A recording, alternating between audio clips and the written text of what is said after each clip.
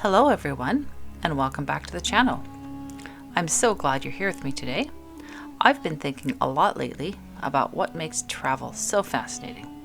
It's not just about the sights or the food, it's stepping into a story. Every destination has layers of history, culture, and memory.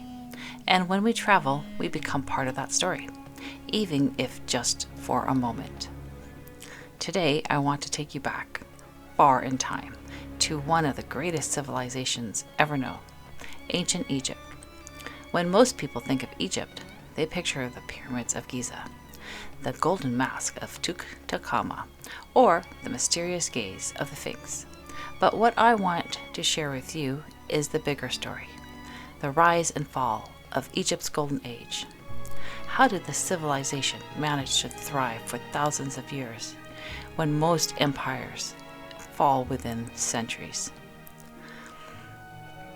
And why, after such incredible achievements, did it eventually decline? So sit back and relax and let your imagination float gently down the Nile River. Picture palm trees swaying in the breeze, the warm desert sun on your face, and the sound of water lapping against a wooden boat. We're about to journey deep into the heart of ancient Egypt. Life along the Nile. To understand Egypt, you must understand the Nile. The Nile wasn't just a river, it was the backbone of Egyptian life. Each year it flooded with remarkable predictability, spilling rich black silt across the land. This fertile soil meant abundant crops of wheat and barley. The Egyptians even had a calendar built around the flood cycle, dividing the year into 3 sections: the flooding, the planting, and the harvest. Imagine being a farmer thousands of years ago. The scorching sun beats down on the desert, but along the river, green fields spread out in contrast. You know the rhythm of the Nile as well as you know your own heartbeat. If the floods come, your family eats. If they don't, hunger follows. But Egypt was lucky. The Nile was predictable. The civilizations in Mesopotamia and elsewhere often suffered from unpredictable, destructive floods. Egypt's river was gentle and predictable. This stability allowed Egyptians to plan, to grow, and to dream bigger than just survival. As the centuries passed, small farming villages blossomed into towns. Towns became cities, and soon great temples and palaces rose along the riverbanks. Life revolved around the Nile. Fishing, transportation, trade. Boats carved from wood floated between communities, carrying grain, cattle, and goods. And at the center of it all was the pharaoh. To the Egyptians, the pharaoh was not just a ruler, but a divine being, a bridge between the gods and people. His role wasn't simply to govern, but to maintain Ma, a balance of order, harmony, and justice. Without the pharaoh, the world itself, they believed, would fall into chaos. The Golden Age. Now let's step into what historians often call Egypt's Golden Age, the New Kingdom from about 1550 to 1070 BCE. This was Egypt at its most powerful and most creative. After centuries of building and experimenting, the civilization hit its stride. Let's talk about some of the remarkable rulers of this time. Hatshepsut, one of the rare female pharaohs, proved that women could rule with authority. She launched grand building projects, including her stunning mortuary temple at Del El-Bari, a terraced masterpiece that still amazes visitors today. She sent expeditions to the land of Punt, bringing back exotic treasures like incense, ebony, and even live animals. Imagine the excitement as Egyptians watched these strange creatures. Monkeys, panthers, perhaps even giraffes arrived from distant lands. Then came Akhenaten, the rebel Pharaoh. He tried something radical to change Egypt's religion from worship of many gods to the worship of one, the sun disk Aten. For a brief time, Egypt was a monotheistic society. He built a new capital city, Akhenaten, dedicated to his god. But his ideas were controversial, and after his death, most of his work was erased. His city abandoned. Still, his story is fascinating, showing how even in a society rooted in tradition, bold leaders could shake things up. And then there was Ramses II, Ramses the Great. Few pharaohs left behind such a legacy. He ruled for over 60 years, fought great battles, signed one of the world's first recorded peace treaties, and filled Egypt with colossal monuments. His temple at Abu Simbel, with its giant seated statues carved into the rock, still inspire awe. Imagine standing there as the sun rises, its rays illuminating the temple's inner sanctuary, a reminder of Ramses' power and his connection to the gods. During this time, Egypt expanded its borders, controlled vast trade networks, and produced art and literature that still captivates us today.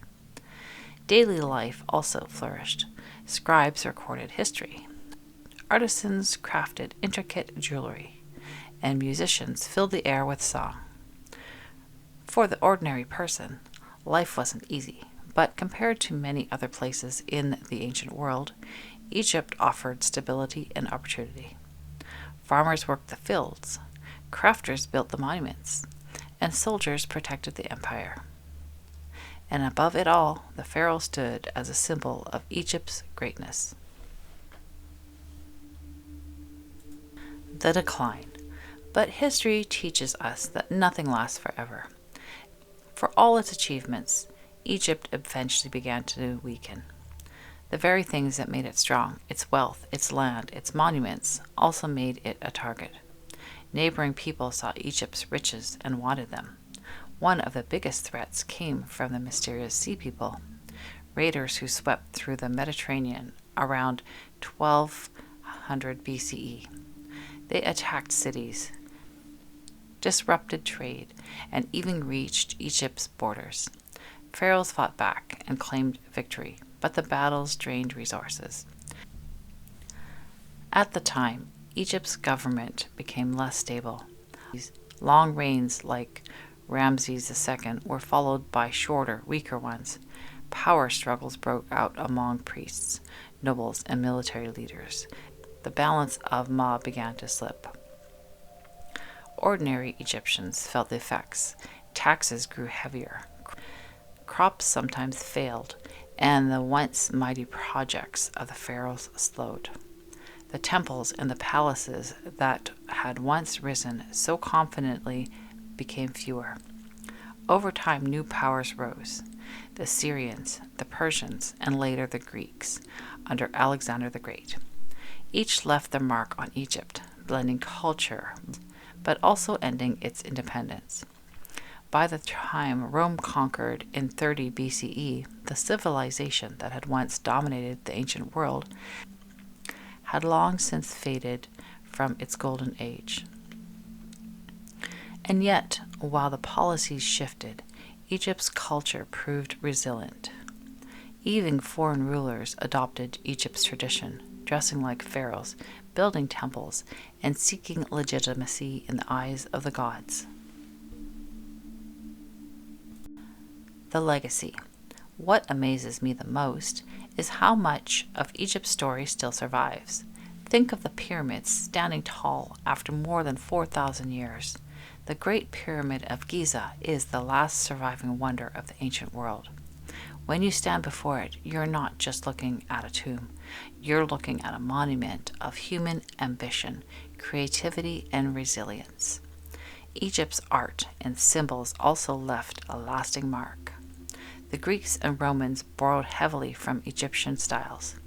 Even today, Obelisks stand in major cities around the world: Paris, London, Washington, and DC, all inspired by the original Egyptian form. And of course, the fascination with Egypt never really went away. In the 19th century, when explorers uncovered tombs and treasures, the world's imagination was captivated all over again. The discovery of Tutankhamen's tomb in 1922 sparked Egyptomania across the globe, with Egyptian themes appearing in fashion, design, and film. Even today, travelers flock to the Nile, to Luxor, to the Valley of the Kings, to see what remains. And as they walk along the ruins, they feel the same sense of awe that people had felt for millennia. Reflection. For me, the story of Egypt is both inspiring and humbling. Inspiring because it shows what humans are capable of when we have vision, creativity, and determination. But humbling because it reminds us that no matter how great a civilization may seem, nothing lasts forever. The Egyptians built with eternity in mind. Their pyramids were designed to stand forever. Their temples aligned with the stars. Their art was made to outlive generations, and in many ways they succeeded. But even the greatest empires must eventually give way to change. It makes me wonder about our world. What will survive thousands of years from now? Will our skyscrapers still stand? Will our technology leave behind traces that can be understood? Or will we, too, become a mystery for future civilizations to puzzle over? Egypt's story reminds us, while life is fleeting, the legacies we have, our art, our ideas, and our dreams, can echo through time. Thank you so much for joining me on this journey into ancient Egypt. I hope you enjoyed this deeper dive into history, and that it sparked your imagination as much as mine. If you enjoyed today's episode, please consider subscribing so you don't miss the next one. And let me know in the comments, what other civilizations or historical places would you like me to explore in the future? Until next time, keep traveling, keep dreaming, and I'll see you on the next journey.